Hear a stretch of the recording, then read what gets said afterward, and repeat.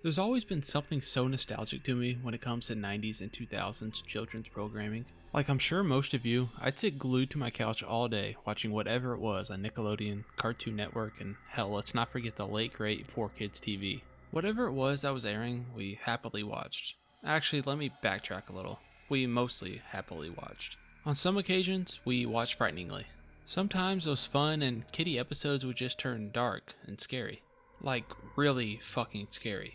So being the horror YouTuber I am, let's take a trip back to some of those creepy, nostalgic episodes. I present to you times that kid shows scared us. SpongeBob SquarePants, Graveyard Shift. You guys wanted this one, so here it is. And I agree, I probably should have included Graveyard Shift in my last video, but oh well, I'm doing it now, so here we go. As the Krusty Krab is about to close, a customer approaches the front door for a late night meal. Squidward tells him that they're closed, but once Mr. Krab sees the money, he realizes he can make a profit off a night shift, and ultimately makes the Krusty Krab 24 hours. Welcome to the night shift. SpongeBob is ecstatic at the idea of always working, while Squidward is obviously not too happy about it. Here, please hit me as hard as you can. Soon after, Squidward has SpongeBob take out the trash. However, SpongeBob is a little scared to go outside, due to the creepy dark. Eventually, he does take the trash out, and this scene reminds me a lot of when you're running up the stairs and you feel like a monster is chasing you. I know the sense of relief SpongeBob feels here once he shuts the door. Shortly after, Squidward tells SpongeBob the story of the one and the only, the hash-slinging slasher. The sash ringing, the trash singing, mash flinging. Making it feel like a campfire story about an urban legend, Squidward scares SpongeBob but assures him it's all made up. Everything that happens afterwards feels like a movie where the slasher stalks its prey. The lights begin to flicker, the phone rings and no one's there, and then a bus appears outside the Krusty Krab, dropping off what appears to be the hash-slinging slasher. At this point, we're all a little bit terrified. The hash-slinging slasher walks up and taps on the door with a spatula hand. SpongeBob and Squidward are terrified as he walks towards them. Of course, it's revealed that the hash-slinging slasher is just a guy who's looking for a job. He had called earlier but was too nervous to say anything, explaining the phone call but no pickup. Finally, we learned that Nosferatu had been the one flickering the lights for some odd reason. There are two things that the Graveyard Shift does incredibly well in terms of horror. It has a great villainous character in the hash-slinging slasher who, at this point, is an icon in the SpongeBob series. And two, Graveyard Shift does a better job than most feature-length films when it comes to isolation horror. This is peak SpongeBob at quite possibly its scariest, and I know it scared plenty of us watching it for the first time. Rugrats, Angelica's worst nightmare. This episode of the Rugrats is pure nightmare fuel. It begins with Angelica being typical Angelica, spoiled and bratty. We learn that her mother is pregnant, meaning Angelica is going to be a big sister. Angelica isn't a fan of the news and begins to worry that with a new baby around, she won't be the center of attention anymore. She vents her worries to Tommy by saying that a friend of hers is expecting a new sibling, but Tommy isn't much of a help. Well, at least it's happening to your friend and not to you. She tries to tell her mom that they shouldn't have another baby right now, but obviously her mom tells her there's nothing she can really do about it. Angelica calls in to Dr. Daniel Prescott, a TV psychologist, to try and get some help with her predicament. Dr. Prescott tries to tell her that not everything revolves around her, but she doesn't take this opinion too well. Angelica. Angelica. What a quack. After having dinner, which involves more talk about the new baby and sleeping arrangements, which could include Angelica's room, she heads off to bed mad about the whole situation. What follows is as nightmare-inducing as it gets. She dreams of her parents tending to the new baby. When she goes in to get a close-up, the baby, which we learn is her little brother, appears, and he's terrifying. He says some menacing things to her before she sprints out of the room to go tell her mom all about it. Her mom is of no help, and to make matters worse, she tells her that she's giving her new brother her bedroom and moving her into the laundry room. Her scary-ass brother comes into the laundry room and frightens her into a chase around the house. We even get a jump scare thrown in.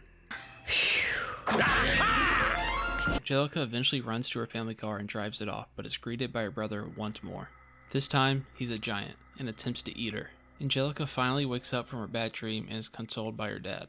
In the end, it turns out it was a false alarm on the pregnancy, which of course makes Angelica pretty happy. I don't care how old I get, this baby will always be scary. Leave it to the Rugrats, a show about literal infants, to terrify the hell out of us. Are You Afraid of the Dark? The Tale of Laughing in the Dark. I'm a firm believer that Are You Afraid of the Dark is one of the scariest children's programs. I'm also a believer that the clown from The Tale of Laughing in the Dark contributed to many people's fear of clowns. The Tale of Laughing in the Dark begins with Betty Ann of the Midnight Society telling the story of a teenage boy named Josh. Josh, along with his friend Ouija, yes, that really is his name, and Ouija's little sister Kathy are at a local amusement park known as Playland. Playland is home to many different rides, but the one in focus in this episode is the Laughing in the Dark Spook House. Basically, a toned-down haunted house. Ouija and Kathy are hesitant to go in due to the house being supposedly haunted by a cigar-loving clown named Zeebo, while Josh wants to go inside, mocking the siblings for being scared. As Josh is about to go inside, he's met by a man in a striped suit who scares him off, saying that if he picks the right door, he'll go free. But if he picks the wrong door, And there he'll be. this does enough to scare Josh away from the spook house for the time being. Ouija and Kathy investigate the spook house and find out that Zeebo was a traveling circus clown who tried escaping into the Laughing in the Dark spook house after stealing the circus payroll. A fire broke out, leaving Zeebo trapped and burning down the spook house. Years later, a new spook house was built, but not without the haunted, ghostly spirit of Zeebo through a clown dummy.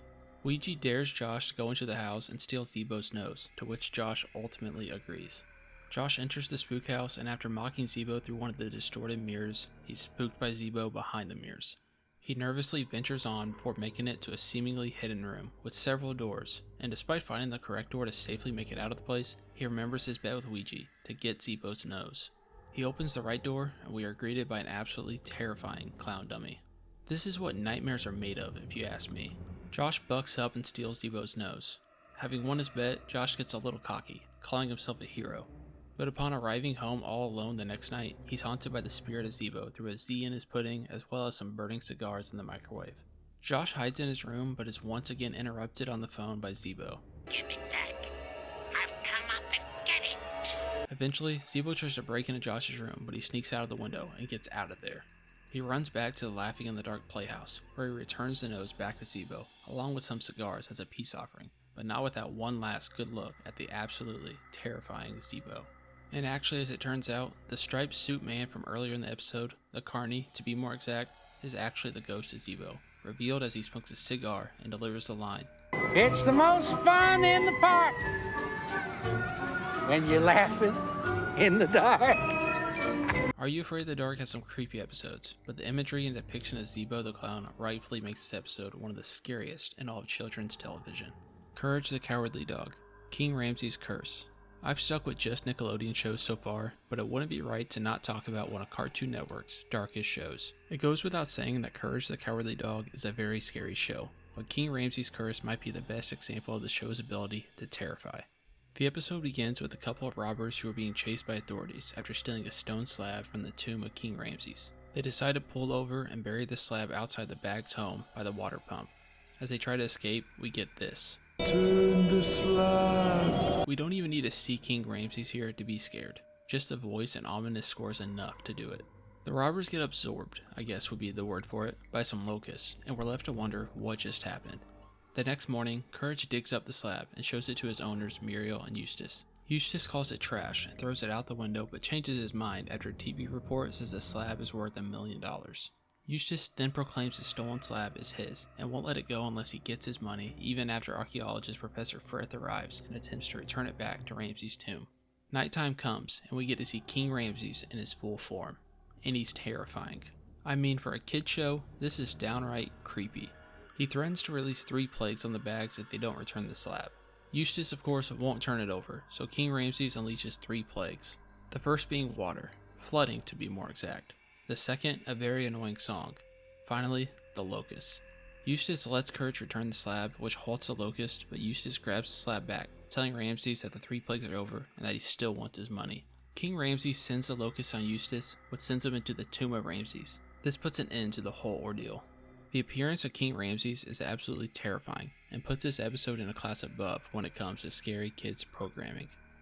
As always, I hope you enjoyed the video, and let me know if there are any other scary episodes I missed. Thanks for watching, and I'll see you at the next one.